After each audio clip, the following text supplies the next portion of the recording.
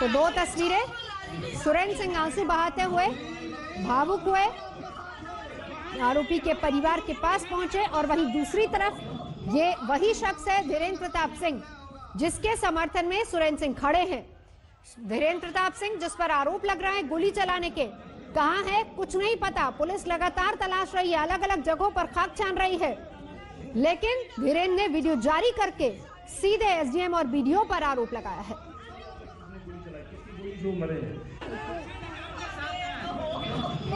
चिंता मत कीजिए, आपके साथ दुश्मन नहीं होगा।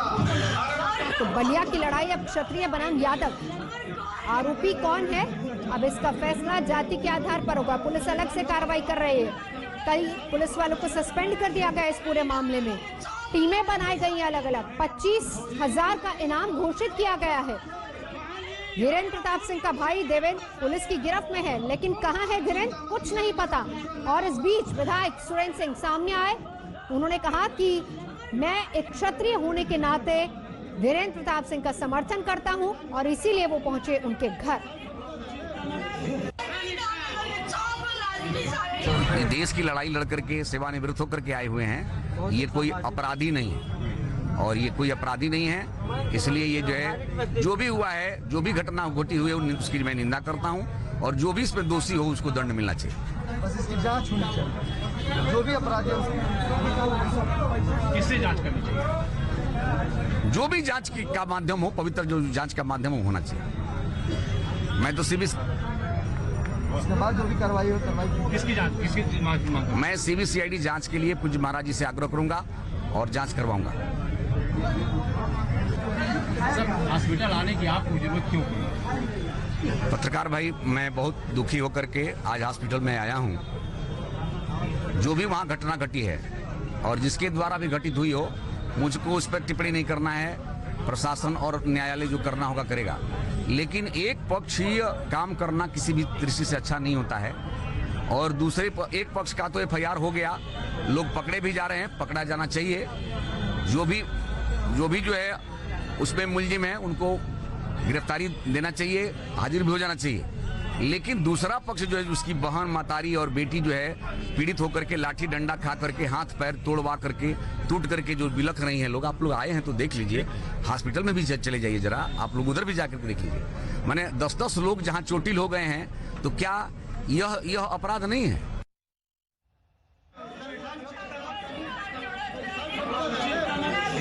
तो सुना आपने सुरेंद्र सिंह क्या कह रहे थे। उन्होंने कहा दोनों पक्षों की बात नहीं सुनी जा रही, यानी यहां पर भी एक तरफ धीरेन्द्र प्रताप सिंह वीडियो जारी करके पुलिस की कार्रवाई पर सवाल उठा रहे हैं, वहीं विधायक सुरेंद्र सिंह दोनों बातें कह रहे हैं।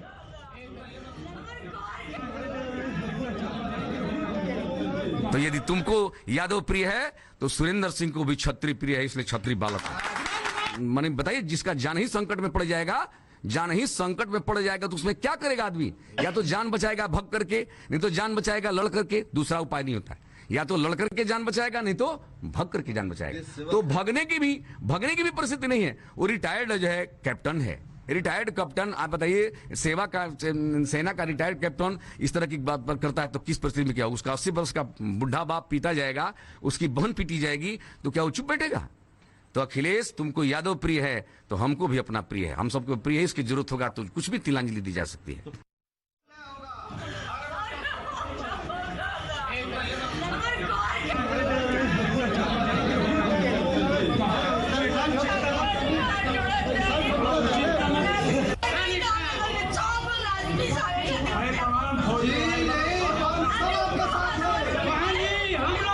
अभिषेक मिश्रा हमारे साथ इस वक्त जुड़ चुके हैं। अभिषेक, बहुत हैरानी होती है, यानी अब फैसले जाति के आधार पर होंगे।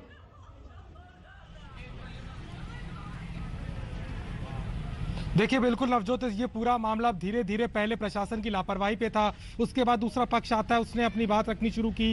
एमएलए साहब कल से भी कह रहे थे बात बार बार, और आप देख सकते हैं किस तरीके से इसको जातिगत रंग दिया जा रहा है। और खुले तौर पर एमएलए सुरेंद्र सिंह का कहना है कि अगर अखिलेश यादव के को फंसाए जाने की बात करते हैं तो मैं क्षत्रिय के साथ खड़ा हूँ। कहीं ना कहीं बड़ा दुखद है, क्योंकि जिस तरीके से ये मामला कल होता है, तस्वीरें साफ कैमरों में कैद हो जाती हैं, किस तरीके से फायरिंग हुई, क्या कुछ वहां पे हुआ, जो प्रत्यक्षदर्शियों ने बताया हम गांव पहुंचते हैं, हमने एसपी से बात की, हमने वहां पे डीएम से बात की, वो खुद इस बात को एडमिट कर रहे हैं, लेकिन उसके बाद अब कहीं ना कहीं ये मामला दो पक्षों के बीच में बढ़ता हुआ नजर आ रहा है। सुरेंद्र सिंह आज पहुंचे थाने, वहां पे उन्होंने बात की, उन्होंने कहा कि जो 2 लोगों को गिरफ्तार किया गया भाई को, उनका भी मेडिकल कराया जाए। कहा गया कि यहाँ पे मेडिकल की कोई व्यवस्था नहीं है, आपको जाना होगा डिस्ट्रिक्ट हॉस्पिटल। डिस्ट्रिक्ट हॉस्पिटल वो पहुंचते हैं, साथ में परिजन पहुंचते हैं, समर्थक पहुंचते हैं, और जो कुछ नजारा आप देख रहे हैं ये सब डिस्ट्रिक्ट हॉस्पिटल का ही है, जहां पर रो करके ये बात कही जा रही है कि उन्हें फंसाया जा रहा है, हमें भी मारपीट हुई, हमें मारा गया, लेकिन हमारी नहीं सुनी जा रही। सवाल अभिषेक देखिए, सबसे बड़ा सवाल जो है वो पुलिस की कार्रवाई पर भी उठेगा, वो भी बात करेंगे, लेकिन उससे पहले क्या कह रहे हैं आरोपी, क्योंकि उन्होंने वीडियो जारी किया, जरा वो सुनिए पहले। इतनी जनसंख्या थी कि उसमें गोली चल रही थी, धड़ाधड़ कारतूस दुनिया भर के सुनाई दे रहे थे। मैं उस समय मौजूदा एसडीएम और कोतवाल के सामने खड़ा था। जब ये देखा कि उधर गोली चल रही है, मैं बोला सर मैं हाथ जोड़ता हूँ, देखिए अभी उधर बवाल हो गया। मैं ये कह रहा था कि बवाल हो रहा है, बवाल हो रहा है, बवाल होगा।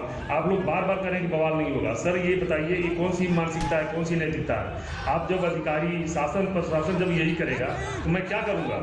सर आप जनसमूह देख लिए, फिर भी गाड़ी में बैठ गए। सर रुकवाइए रुकवाइए। जब तक मैं देखा मेरे फादर उधर गिर पड़े और उसके ऊपर भाभी हमारी गिर पड़ी, वो तमाम ये लोग कम से कम 50 लोग वो मार डंडा से, लाठी से और फायरिंग कर रहे हैं, कट्टा से, अवैध हथियारों से।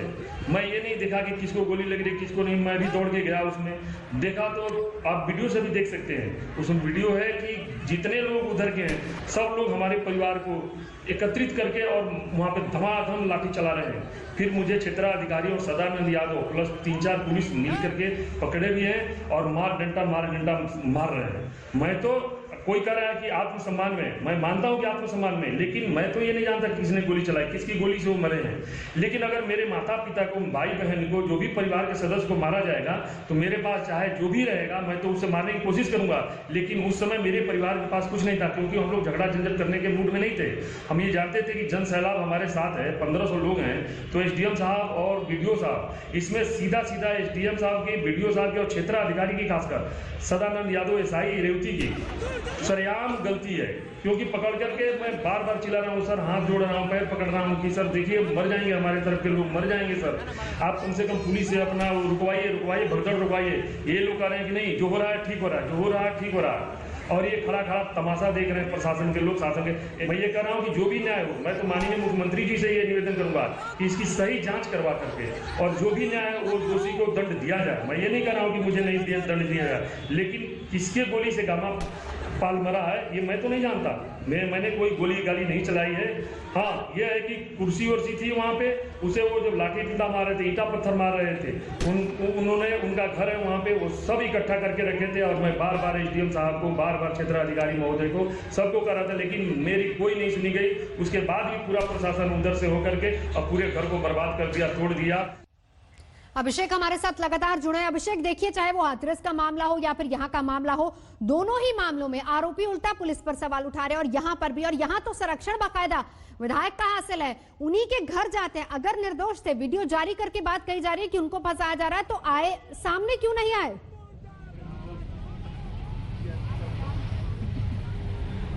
बिल्कुल नवजोत, बड़ा सवाल यही है कि जब अगर आप अपने आप को निर्दोष बता रहे हैं और आपका मानना है कि प्रशासन की तरफ से लैप्सेस हो रहा है, वो आपको फंसा रहे हैं, या कोई पक्ष है जो आपको दबाने की कोशिश कर रहा है, तो आप खुल के सामने आ सकते हैं और आप सरेंडर कर सकते हैं या अपनी बात सामने रख सकते हैं। लेकिन ऐसा नहीं हो रहा है। हम देख रहे हैं लगातार वीडियो जारी कर करके अपना पक्ष रखा जा रहा है। एमएलए जो है वो भी पहुंचे परिवारजनों के साथ में, महिलाएं रो रही हैं, अपनी आत्मव्यथा सुना रही हैं। लेकिन इन सबका फायदा तभी है जब ये बात आधिकारिक तौर पर पुलिस को बताई जाए, अपने बयान दर्ज कराए जाए। यदि वो एफआईआर भी लिखाना चाहते हैं तो उसको लेकर के वो बात कर सकते हैं। लेकिन जिस तरीके से पिछले 2 दिन से बलिया में हो रहा है, खासतौर पर दुजरपुर गांव में हमने भी तस्वीरें देखी, कहीं ना कहीं प्रशासन की भूमिका पर ही सवाल उठ रहे हैं। पहले उनका वहां से भाग जाना, उसके बाद में लगातार दावा करना गिरफ्तारी होगी, गिरफ्तारी होती नहीं है, और उसके बाद में अब ये नया एंगल इसमें जुड़ रहा है कि सारी कार्रवाई तो एक तौर पे पक्षधर लेकर के की जा रही है। तो कहीं ना कहीं जो लोकल प्रशासन है, यही बात है अभिषेक, पक्ष लिया किसका जा रहा है? क्योंकि कल जब आप गांव के लोगों से बात कर रहे थे,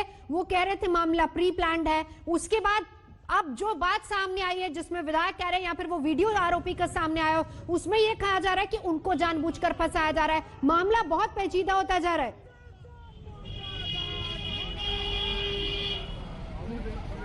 बिल्कुल, और कहीं ना कहीं इसके एक एक पेज के बाद में ये पूरा मामला अब नजर आ रहा है कि प्रशासन के लिए मुश्किल होने वाली है कि कैसे वो अपने स्टैंड को डिफेंड करेंगे, क्योंकि गिरफ्तारी हुई नहीं है। हालांकि जो दो भाई को गिरफ्तार किया गया है उनके मेडिकल की अब बात की जा रही है, वो चाहते हैं कि उनका भी मेडिकल हो, और उनका जो कहना है कि जो उनके साथ में लोग थे जिनको सामने की पक्ष की तरफ से मारा गया उनकी एफआईआर लिखी जाए और कहीं ना कहीं इसको दोनों पक्षों से देखा जाए। कल तक ये कोई बात नहीं थी, आज ही ऐड ऑन हुई है, तो कहीं ना कहीं संदेह